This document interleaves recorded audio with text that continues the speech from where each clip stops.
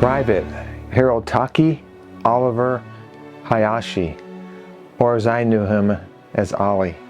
United States Army, World War II. Ollie's no longer with us, but boy did he give me a story, a great story of his time in the United States military back during World War II.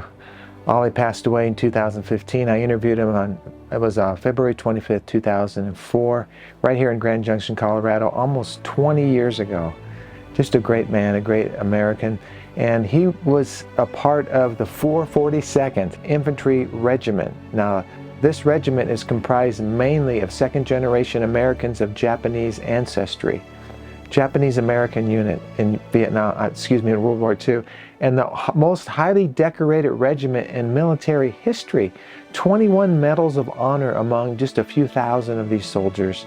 Ollie was one of 20 who made it out of a battle where they rescued a lost battalion, and the story goes on and on. Ollie served his country faithfully and was just always amazed at how they were treated back then, even though he was born here in Colorado. But he served his country faithfully, and his legacy lives on. He was a very successful businessman after the war, and I'm proud as heck to share his story. I visit his grave when I go to the Veteran Cemetery here in town. So Ollie, finally getting around to this. God bless you. I know you can hear us. I know you can see us. I want to thank Chet Howard. Chet, thank you for continuing to sponsor my work. I look in this camera and I say, God bless you. Thank you for your support of my work and our veterans and your commitment to our country. And I love your comments, Chet. You leave some of the best comments, most sincere, heartfelt comments, and I read them all and I appreciate them. And just really grateful for you, Chet. If you'd like to sponsor a story, folks, like Chet, it's easy to do. There's information in the video description below this video. There's a link there. Click on it. It takes you right to the page. On my website, larrycapeto.com, at the top of the page, it says Sponsor a Vet. You click on it. It takes you to the same page. You see hundreds of my veterans. Just choose one, include their name in the sponsorship. I know a lot of you want to sponsor a video, a story, and I just encourage you to do so. If you'd like to donate to my work, there's a link in the comment section of the video. So go and comment. Those of you who haven't commented, comment on a video. If you can't figure that out, just send me an email, okay? I want to thank those that are supporting Voices of History Radio. It's being heard now in over 40 countries in the world. I want to get this living history in the palm of our children. Folks, let's use those gadgets for something good. That's being used for a lot of bad. Let's use it for something good. While people are trying to erase our history, my stories are coming alive and bringing the history. And a lot of you have got that. A lot of you understand that. So let's get this in the hands of our kids. Let's get it in the hands of our kids. Let's get this radio station in the hand of our children. If I was a history teacher in a school, I'd be contacting me. Where do I sign up? How do I get the app? And give it as a history lesson. They're not learning it in the textbooks. History is best learned from those who were there, the teachers tell me. They're not learning it in the textbooks, so let's get it into their hands and let's give some homework assignments. Amen. Okay, folks, that's it for now. Thank you for subscribing to this channel, Voices of History. Almost 50,000 subscribers now. Thank you for sharing these videos with a loved one, with a veteran. And let's thank our veterans. Grateful for our Vietnam vets. Grateful to all of our veterans. Grateful. I thank God I can serve Him and my country through the lens of my camera. Getting ready to go out on the road again later this year into next year. It's going to be 21 years since I started my work, and I'm going to be focusing on Vietnam veterans. Hoping to make a trip to Alabama in November to fly on that Huey helicopter. So if that's of interest to anybody, let me know. I'm looking for Vietnam vets to join us there. So it's going to be a great time. And hopefully we'll raise the funds to do this and make a documentary out of this. That's my goal. And it's going to be awesome. So, okay, that's it for now. It's late here in Colorado. And I just thank you for watching this channel and listening to my radio station.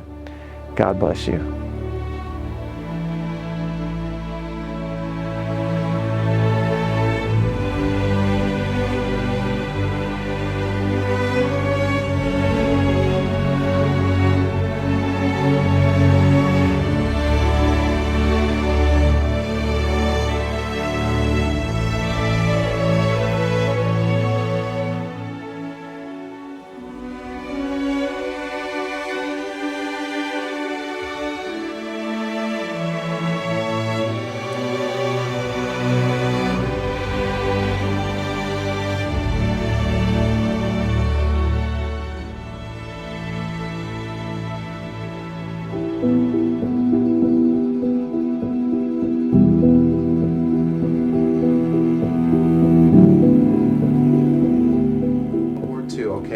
Okay. Just tell me, give me an overview, a real quick one, because I don't have a lot of time, but of the unit you're with. You went in as an infantryman, and give me a little bit of information about that. It was a volunteer group. We couldn't get into service. Right after Pearl Harbor, a bunch of us went down to get in, and they wouldn't take me, or there was a second generation Italian, and they said that right now the government isn't taking second generation, because it was too early in the war. So they had me classified as, instead of 4F, they classified me as 4C, which was an alien classification. And then I got a little upset about it because I was born and raised in Grand Junction. I'm considered an alien, I thought, boy, it's rather odd. But then, like my mother explained, she said, when you're at war, you can expect anything. Anything is precautionary measure. So I kind of cooled off then. Because I did tell the Navy guy, he wanted to put me in a pig boat. I was insulted because I came off the farm here, And I thought, at one time, I guess maybe they did raise livestock for the Navy or something, and I thought that's what a pig boat was. It was a livestock boat. I got rather indignant. He laughed, and he said, no, a pig boat is a submarine. He said, you'd be just the right height. He said, you could really get in, work around the machinery in the submarine. He said, that's why I suggested you being in a pig boat. The kids I was with laughed, and so did everybody else, because we really did think it was pig boat was a livestock boat. So he said, no, I can't take you right now. So I couldn't stay around Grand Junction because I was born and raised here. I knew a lot of the people I'd see on Main Street, and they'd say, Ollie, what happened? You're not in the service? And I said, they won't take me. They said, what? And I said, yeah, they won't take me. They said, I'm 4C, I'm an alien. Oh, they thought it was horrible. Anyway, I got to the point where I couldn't stand it anymore, and a bunch of us thought we'd go to Salt Lake or Provo, Utah. They're building a big steel plant there. So we said, well, at least we can work at a defense plant. Yeah. So we went over there, and the guy at trying to think what his name was, the gentleman that was building the steel plant there, called me in his office, and he said, young man, he said, I want to hire you. He said, you got good recommendation. He said, you got them in a unit, and see what we can do. Well, we were a little skeptical at first. We couldn't figure out why they're getting all of us all in one group, It kind of sounded sketchy to us. But I thought, well, at least I'm in the service. So I volunteered and went over to Denver and took the physical. And they shipped me to Camp Shelby, Mississippi, just north of Hattiesburg. And it was a large, I think at that time they said that there was over 100,000 soldiers there training at Camp Shelby. And they formed this 442. Well, when we first got there, 442 had come from Hawaii. And I saw all these, what we call them Buddha heads, Anyway, we looked at, there was another fellow here by Lawson Sakai that went with me. And we stood there and looked, and we couldn't imagine that many Japanese Americans in one group. Whoever thought that there was that many Japanese? Both of us said, my gosh, California's got a lot of Japanese where the Sakai came from. But I've never seen that many Japanese in my life. Anyway, they were all marching, and that was my first experience in the 442. Now let's skip ahead a little bit. Now, you were involved in Sicily, the Sicily invasion? Yeah, I'm one of the original, what they call the original group that started 442 when they first formed 442. 90% of the 442 members were from Hawaii. And then the rest of them they called from these relocation camps, the 10% of people like us that volunteered. Tell me about you went in the invasion of Sicily. We didn't get into the invasion. The 100th Infantry did, the one that came from Hawaii. Okay. Tell me about any combat experience you had in World War II. Where was it at? Tell me a little bit about it. Oh, good heavens. We started off north of Civitavecchia. And oh, good gosh, I can't, you don't try to remember. You don't have to give me all the specifics of where, but for my documentary, I want to know a little bit about you as an infantryman in battle. Give me a couple of stories of you getting in combat and what it was like and what happened.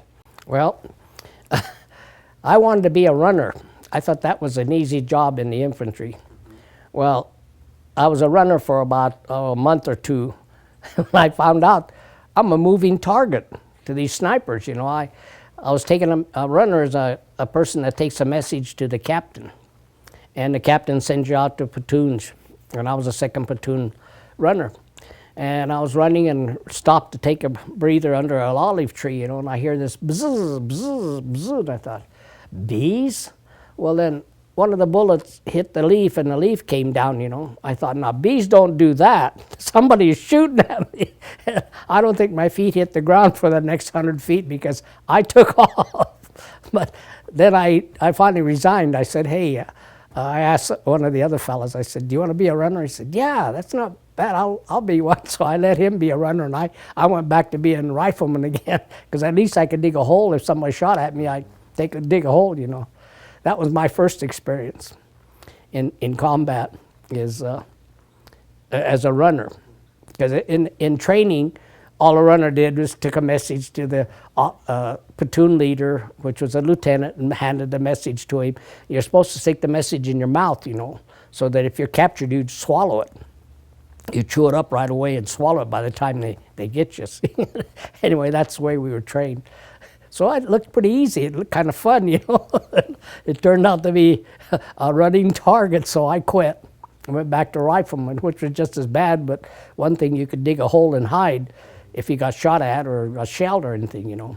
Tell me about a combat experience as a rifleman. I mean, what happened? I mean, we're being shot at. Were you in a frontal attack? What were you doing? I mean, tell me. We were mostly advancing all the time. We had the ability, I guess, maybe the training, from our training, we had the ability to advance quite a bit. So we were usually spearheading all the time. Tell me about, in your mind, I don't know if it's hard to talk about, but tell me about some of a situation where you were shooting at Germans, and I mean, was it head on, or was it sniper fire, or would you get in a full-fledged firefight, or tell me about something. Oh yeah. Tell me. The first time I realized what real war was about, we were on a forward slope. We dug in on the forward slope, not knowing that they could bring their artillery around. Their 88's terrific weapon. They brought this 88 around and shot at us first thing in the morning. And we couldn't figure out what was going on. Another thing weren't trained in is a burp gun. Their burp gun sounds like a jackhammer, you know, brr, brr, brr, like that, and we poke our head up to see what that noise was. Well, one of the fellas in fourth squad got killed, and I didn't know that. And I was crawling down along the hill, getting out of the way, you know, and I see this fellow, and they crossed his arm and everything. And he stuck his rifle upside down to show where he was on this forward slope of the hill. That was the first one, and that really made me realize where I was. I thought, what am I doing here? My gosh, here I trained with the fellow for almost a year, and here he is dead. His eyes are partly open, you know, and at first I shook him, you know, and I thought he's kind of stiff, and I crawled up and looked at his face, and his eyes was kind of glazed, and that's when I realized, my gosh, what did I get into here? I realized that it could be just like that. Your life is gone. So I took off down the hill, and the sergeant was sitting on a rock waiting to gather us up because we just got into combat, so we were green, you know. And I went up to him and I said, so-and-so is dead up there. Well, before I got there, a shell had come around the corner, and there was a pink house at the where the road turned up on a hill, and the officer had moved headquarters there. Well, it was just a perfect site for that 88 to hit it. And just before that, we were there, and the guys were throwing their canteens up because there's a fountain there, and we were filling their canteens for them. So I'd say maybe there are 30, 40 people underneath this road where this high villa was, and we were filling their canteens for them. Well, that's when they evidently brought the artillery around and really got the building, because we were sitting there eating, and we'd already filled their water, and the officer came over and said, get out of here, get the heck out of here, you're grouping together, get out of here. So they all left, and we were sitting there eating when an Italian fellow came around from behind there and said, paura, paura, and we didn't know what paura meant danger. And we're saying, what's he mean? He says, powder, powder, telling us to get down, you know. Well, we didn't have to be told a third time, because by that time the shell came in, hit the corner right where the fountain was, hit that, blew it to pieces. Well, two of us grabbed our haversack and hung on to that, and the other two, the officer and the runner, ran over to the wall. Well, while they were running over there, that's when the shell hit and got them. And this is the second time. But anyway, this fellow named Hoshiko was right with me, and he said, where's your rifle? I said, where's your rifle? He said, oh my gosh, it's up there. I said, you better go get it. And he said, boy, and the shell was coming in. He ran up and got it and came back. I said, my gosh, why did you why did you run now while they're shelling? He said, well, I needed my rifle. I said, who are you going to shoot at? They're shooting at us. He said, I never thought of that. He said, you know, we could get killed. And I said, tell me about it. So that was one funny incident. But the first sergeant and the runner was hit by the shell. And I think I kind of went into semi-shock, because when I went down the hill with Hoshiko, the sergeant was sitting there. He said, where's the lieutenant? I said, he's up there. And I said, he's dying. Because we saw him, we kind of rolled him over to see what happened, and the shrapnel had hit him in the back and popped his chest open, you know. And we knew he was dying. The other one was already dead. And I was telling him about it, you know, and I kept staring back there. And I know I was in shell shock, because I can remember the sergeant slapping me in the face, telling me to come out of it, you know. And I finally came out of it. He said, get it out of your mind. Come on, let's go. He said, we can't sit here too long, because they know where we are. And so he moved us out. But we ever had was when we had to charge up a hill. We had a lieutenant colonel named Purcell, and he could speak German real well. We were charging up this hill, and everybody was dug in, you know. They were afraid to come up, because this was in the Vosges Forest in France. After Italy, we went to France. And I can remember he got out of the hole and said, charge, come on, you guys, come on, let's go for broke. And he went up the hill shooting his pistol, you know, 45. And he says, come on, you guys, say, banzai, and let's go, banzai, and let's go. By golly, everybody got out of their hole, you know. And it's funny, I guess it's mass hysteria. You're scared to death. You know you're going to get killed if you're not too careful. But then you holler at the top of your head, you know, banzai. We fixed bayonets for effect, I guess. And we charged up the hill, hollering banzai. I'll never forget that as long as I live. I thought, here we are, American soldiers hollering banzai going up the hill, you know, I thought. But it was because of fear. I mean, you're scared to death. And when everybody starts getting up, they start charging, you holler at the top of your voice, and there's something that, I guess adrenaline flows through when you holler, you know. And we were charging up the hill. Well, when we got to the top, of course, a few of them got killed. We don't get to see the one that are killed, you know. We don't go back and say, how are you, like you see in the movies, unless he's hit right beside you. Then you call for medics, and then you go on, because if you stay behind, everybody starts staying behind. The attack or whatever you're doing is for nothing. So if the guy's hurt, you call for medic, and if he's dead, you stick his rifle upside down if you can, or tell the medic something's happened and go on, you know. That's the worst and the scariest I've ever been, because you were facing, you know you were going to get hit, and you're automatically you kind of feel that bullet hitting you. You know, you could just expect it coming, because they're shooting their burp guns, and you expect that bullet to hit you. That's the fear, because you know if it hits you, you're either going to be dead or wounded pretty seriously. But on a charge like that, I think it's mass hysteria. You see it in the movies, and that's about like it is. You just all start going crazy, like, you know, and start charging. What makes you realize that war is really serious is when you see your buddies hit or dead, you know. I saw one, in fact, we tried to tell him, watch out, there's a sniper over there. And before he could hit the dirt, a shell came and shot his foot off.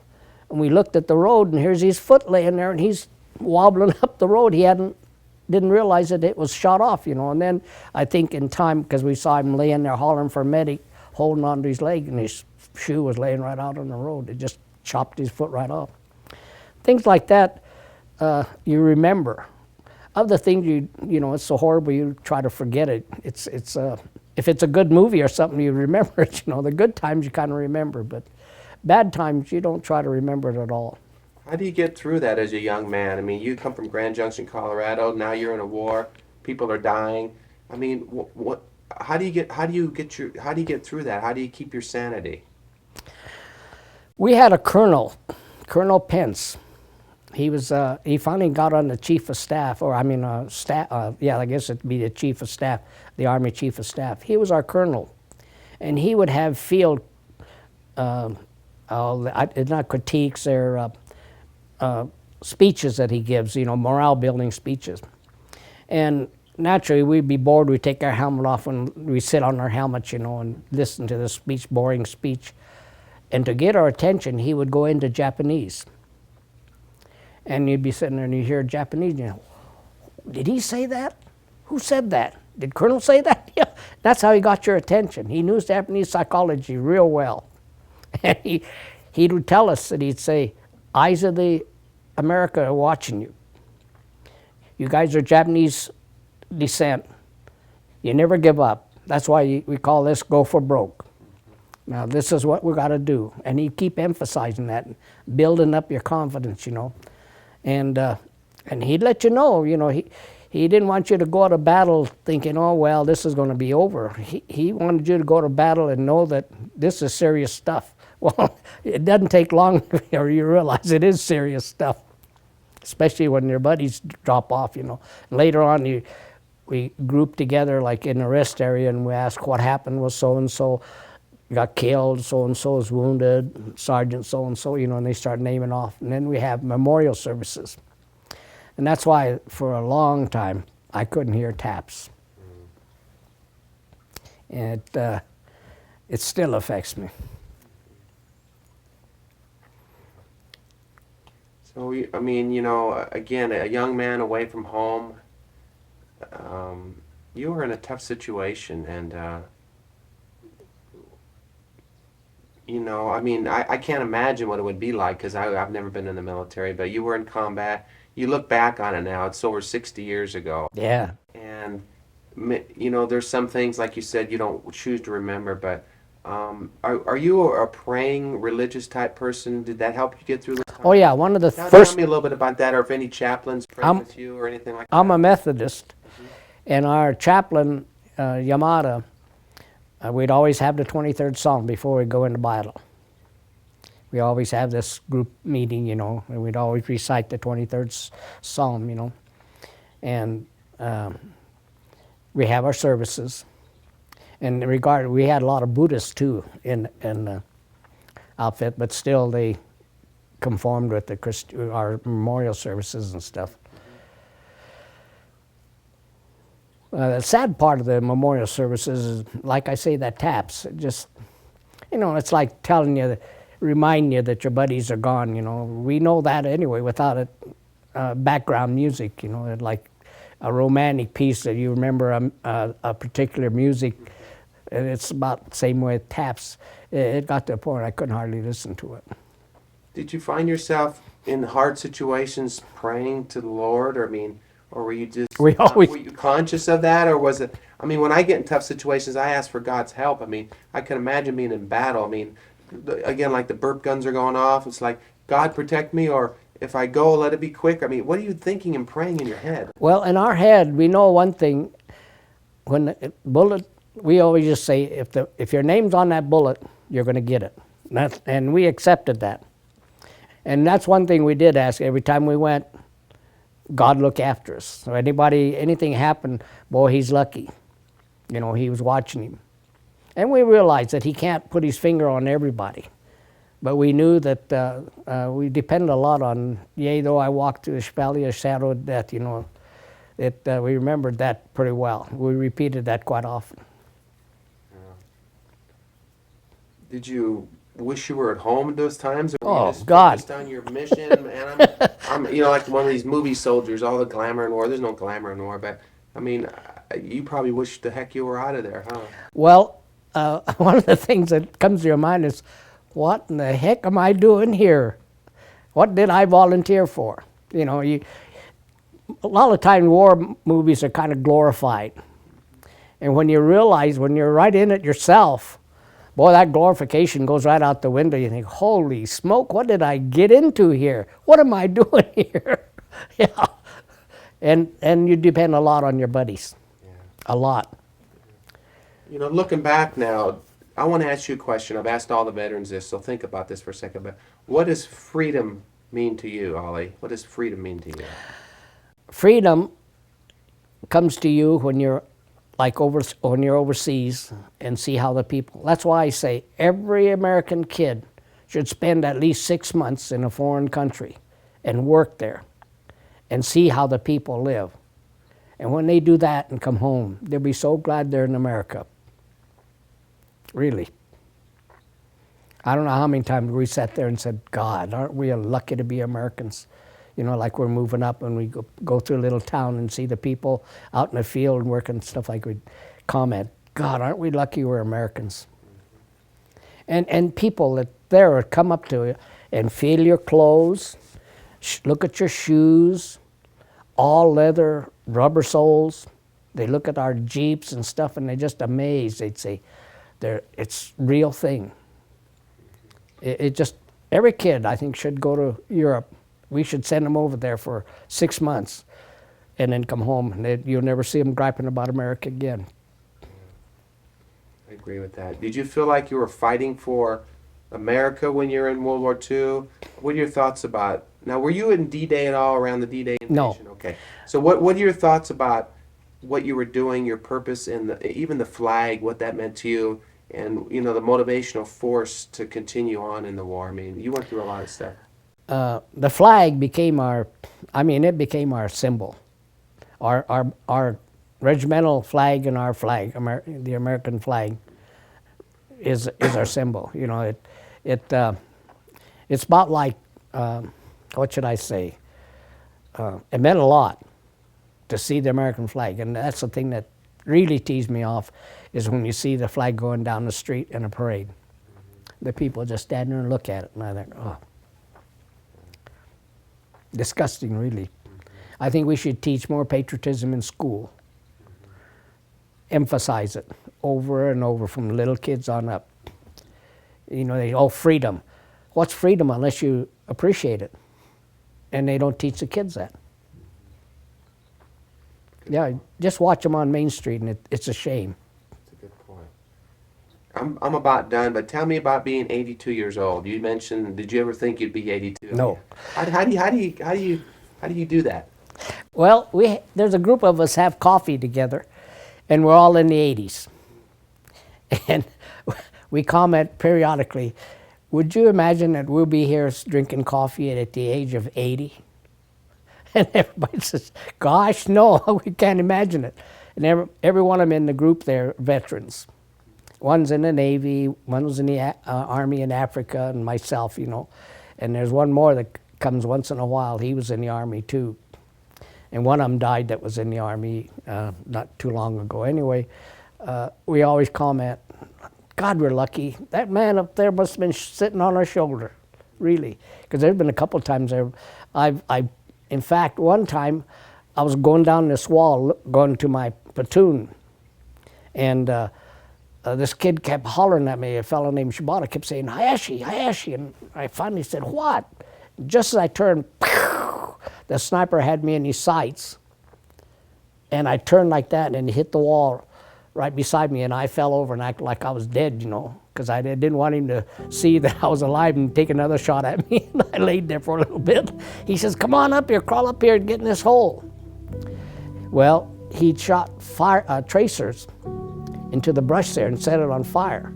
So that gave him enough smoke for me to crawl back up there and get into this hole.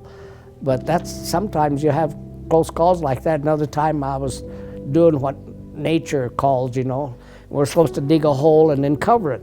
Well, in Italy, there are vineyards run one way, and so we get in between the vineyard, and I was there doing my duty, and pretty soon I hear a pack like that, and I looked around and I thought, what the heck was that? And I thought it sounded like a bee, you know, and then pack, and then a hole appeared on this grape leaf. I thought, I'm telling you, I don't think my feet hit the ground until I got back up in the foxhole.